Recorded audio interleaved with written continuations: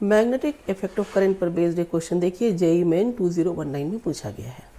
Question कह रहा है कि एक स्क्वायर लूप है, इसमें आई स्टेडी करंट बह रही है, इसका मैग्नेटिक मोमेंट m है। इस लूप को खोलकर एक सर्कुलर लूप बना दिया जाता है, उसका मैग्नेटिक मोमेंट क्या होगा अगर उसमें सेम करंट I बह रही है। अब मैग्नीट्यूड ऑफ मैग्नेटिक मोमेंट की बात हो रही है तो फॉर्मूला पता होना चाहिए।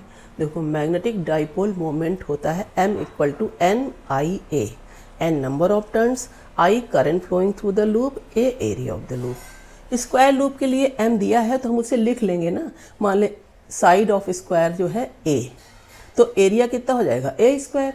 तो वही m कैसे लिख सकते हैं, सिंगल लूप है तो n को तो यहाँ पर 1 लिख दिया, करंट I है और a स्क्वायर एरिया, यानी m of square loop I a square आ गया। इसको खोलकर एक सर्किल बनाया गया, मान लिया उसकी रेडियस r है और सेम करंट उसमें भी फ्लो कर रही है। अब r तो नहीं पता है, r पता होगा तभी सर्किल का एरिया पता होगा, तभी इसका मैग्नेटिक मोमेंट भी निकाल पाएंगे।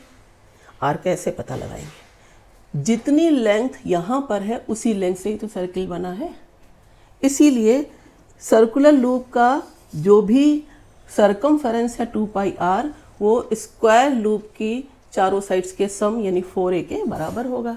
इससे r इक्वल टू कितना आ गया, 4a अपॉन 2 पाई यानी 2a अपॉन पाई।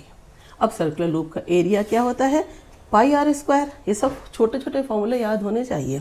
तो अब सर्कुलर लूप का मान लिया मैग्नेटिक मोमेंट m डैश है, तो m डैश एन आई ए में n1 रखा, I उतनी ही है, a pi r square, r की जगह हमने 2a अपॉन पाई रख दिया, उसका होल स्क्वायर कर दिया तो पाई स्क्वायर से एक पाई कैंसिल हो गया। m डैश ये आया, लेकिन ऑप्शन देखो, ऑप्शन में हमें m के टर्म्स में ही चारों ऑप्शन दिए गए हैं।